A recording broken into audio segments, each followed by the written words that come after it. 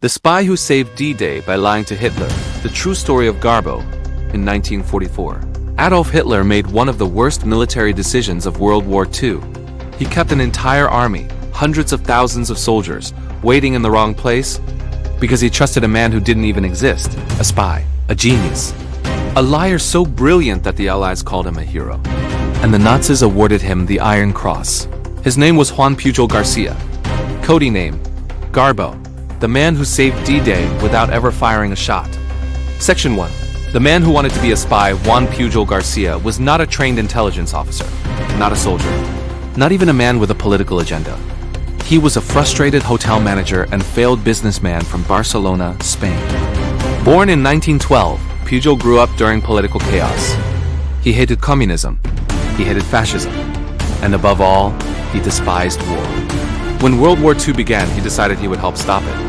But he had one problem: nitrogen monoxide wanted him. In 1941, Pujol approached the British embassy in Madrid and offered his services. Mi-6 rejected him. So did Mi-5, more than once.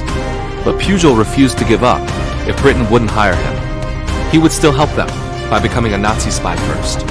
Section 2T. Outsmarting the Nazis, Pujol traveled to Lisbon, Portugal, one of Europe's spy capitals, and approached the German intelligence agency, the Abwehr. He lied his way into a meeting with Friedrich Kuhlenthal, the local Abwehr handler. Pujol told them he was a fanatical Nazi supporter, eager to spy on Britain. The Germans believed every word. They gave him a code name, Arabelle, a bottle of invisible ink, a German handler, and money. Then they told him, go to London, begin spying on the British Empire. But he didn't go to London. He had no passport, no visa, and no way to enter the UK.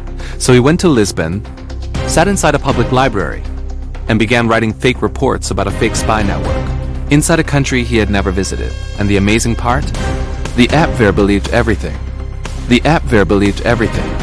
Section 3. Building a fake spy network, 5:30 to 7:30. Inside Lisbon's library, Pujol used British newspapers, travel guides, shipping schedules, radio broadcasts, and created over 20 fake sub-agents, each with distinct backgrounds, personalities, locations, expenses, problems, needs. He invented a Welsh nationalist, a Venezuelan sailor, a Dutch student, a network of dock workers, a British Air Force officer. None of them were real, but Pujol wrote about them so convincingly. The Abwehr began sending more money, more requests, more praise. One German officer even wrote in his file, Arabelle is the most valuable agent the Reich possesses in Britain. And Pujol was still in Portugal. He had never set foot in the United Kingdom. He had never set foot in the United Kingdom. Section 4 Mi-5 finally notices him. By 1942, British intelligence began intercepting German messages. They kept seeing the same name, Arabelle, but the details were wrong. The locations were wrong. The events were partly real, but partly nonsense. Mi-5 realized something shocking. There is a Nazi super spy, but he seems too stupid to be real. Finally, Britain located the man behind the reports, Juan Pujol. This time they did not reject him. Mi-5 flew him to London, assigned him a case officer, Tomás Harris, a Spanish-born British artist turned intelligence expert. Together, they built one of the greatest intelligence deceptions in human history. Mi-5 created documents, letters, and radio scripts to support every one of Pujol's imaginary agents. The goal? Prepare for the biggest deception of the war. Operation Fortitude. Operation Fortitude. Section 5. Operation Fortitude. D-Day's secret weapon. The Allies planned to land in Normandy on June 6, 1944. But they needed Hitler to believe the invasion would happen at Pas-de-Calais, 200 miles away. If German reinforcements reached Normandy too early, the D-Day invasion would fail. Tens of thousands would die. The war might drag on for years. So they built a gigantic deception.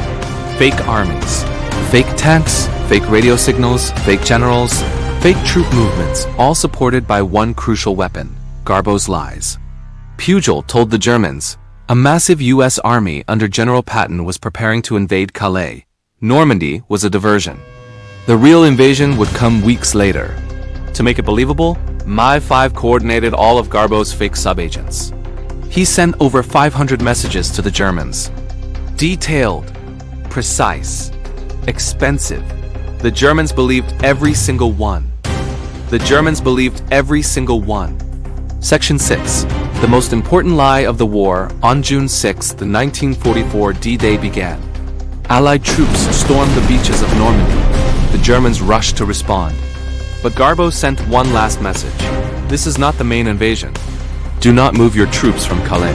Hitler personally reviewed the intelligence. He believed it. For 7 critical weeks, the German 5th 10th Army, over 250,000 soldiers, stayed frozen at Pas-de-Calais. They never reached Normandy. They never fired a shot. And because they stayed in the wrong place, the Allies broke through German lines and began pushing across France. Garbo had saved D-Day. Garbo had saved D-Day. Section 7. Aftermath. A spy with 2 lives. The war ended in 1945. Pujol's name was kept secret for decades. The Nazis never learned the truth. They even awarded him the Iron Cross for extraordinary service to Germany. Meanwhile, the British awarded him the MBE, Member of the Order of the British Empire. After the war, Pujol faked his own death with Mi-5's help and moved quietly to Venezuela. He lived under a new identity for nearly 40 years. In 1984, a BBC reporter found him living in Caracas. When asked why he risked his life to deceive the Nazis, Pujol simply said, "Because I wanted to help the world find peace." He died in 1988. Today, historians call him the greatest double agent in history. The man who defeated Hitler, not with guns, but with lies. Thanks for watching. Like and share the video, and must subscribe the channel for my support and motivation.